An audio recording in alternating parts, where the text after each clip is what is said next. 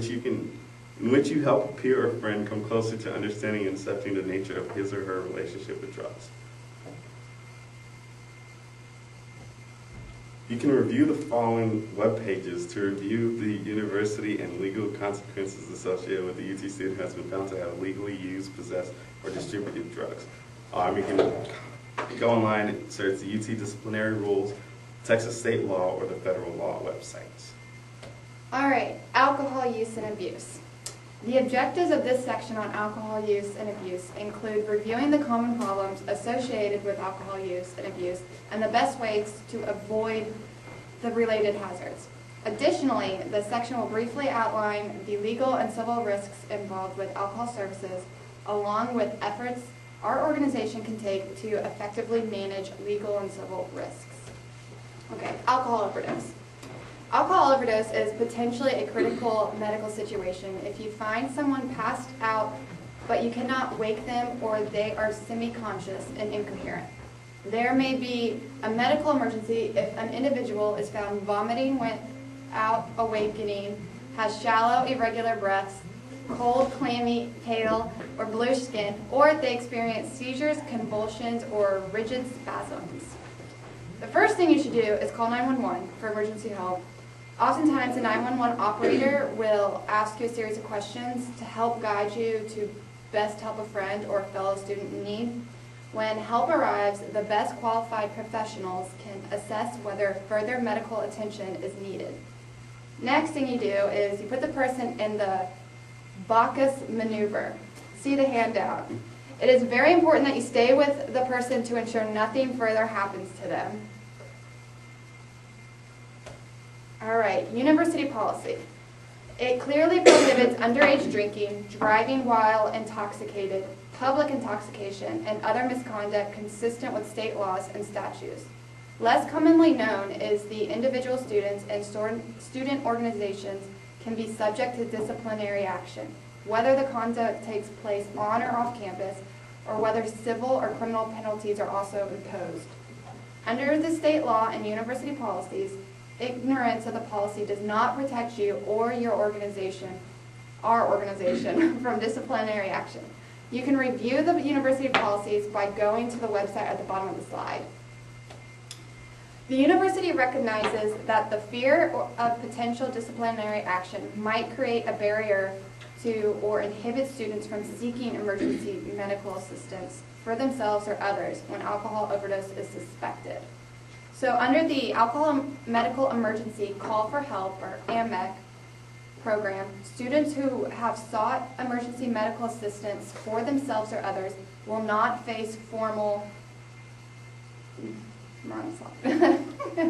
hold on a second, will not face formal disciplinary action from the Student Judicial Services in the Office of the Dean of Students. So here's how it works. The student calls 911 when alcohol overdose is present or suspected.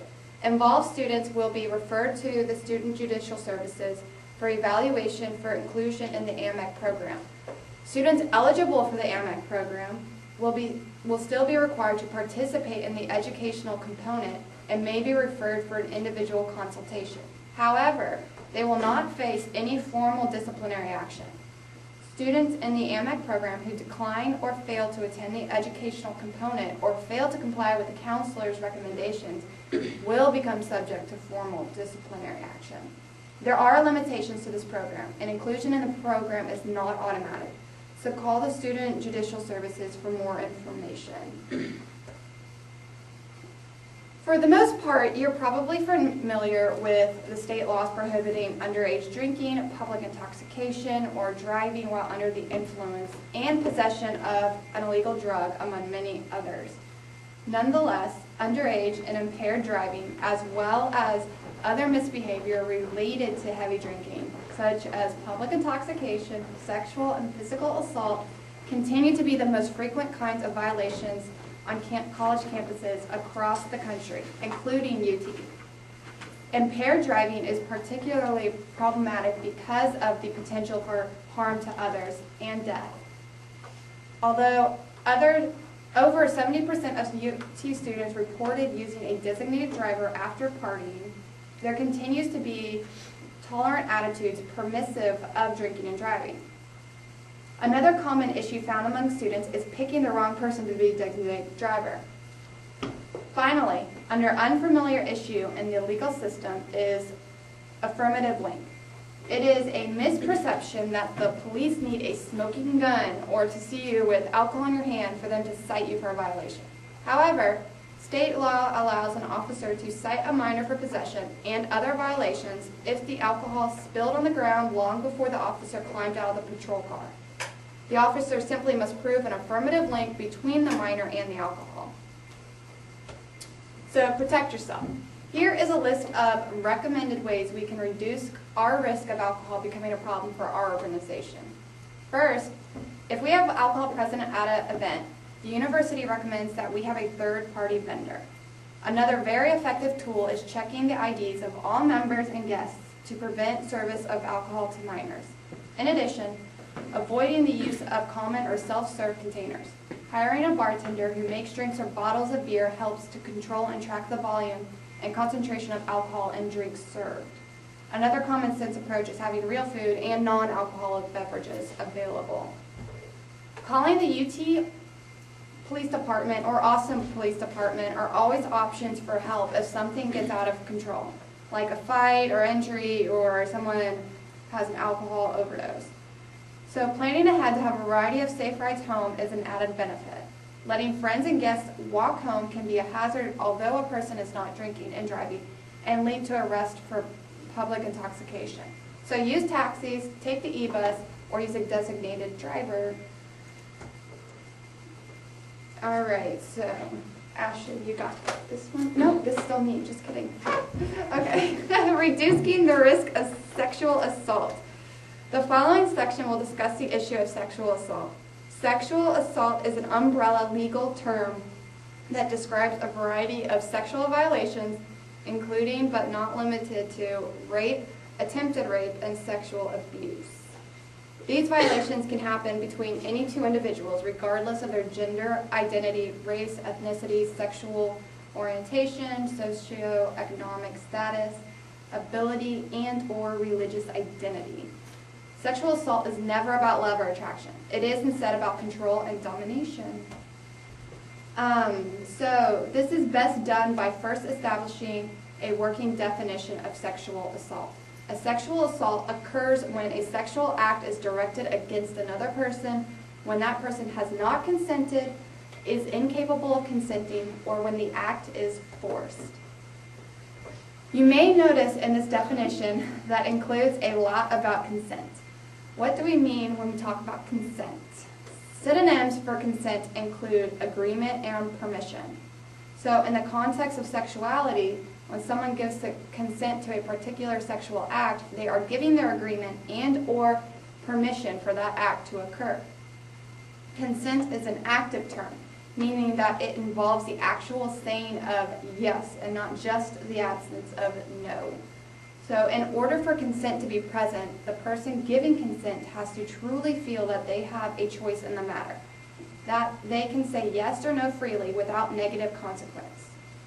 In line with this, therefore, consent can only happen when two people share equal power. It is also important to note that consent is negotiable for each stage of intimacy. Saying yes to kissing doesn't mean yes to sex. While alcohol is the most frequently used drug to facilitate sexual assault, there are numerous others that can be easily slipped in someone's individual drink or into a group drink that is not being monitored. These drugs can include GHB, rohypnol, and ketamine, which often affect memory and the ability to control one's limbs and body. The use of any of these drugs to facilitate sex with someone constitutes sexual assault. So, how can we lessen our organization's risk? The risk reduction strategies include having someone designated to monitor and control the distribution of alcohol, establish an organizational culture that does not tolerate sexual predatory behaviors and holds the offenders of such behaviors accountable with tangible consequences. And lastly, intervene when you observe coercive or questionable behavior. Also, attending functions, parties with at least one other person that you trust. Arrive together and leave together. Look out for each other while at the function. If you choose to drink, maintain control of your particular drink. If you set it down or is out of your control for any period of time, throw it out and get a new one. And begin and continue dialogues about these issues. Having resources available for the ongoing education of your organization's members about risks of sexual assault and resources for survivors.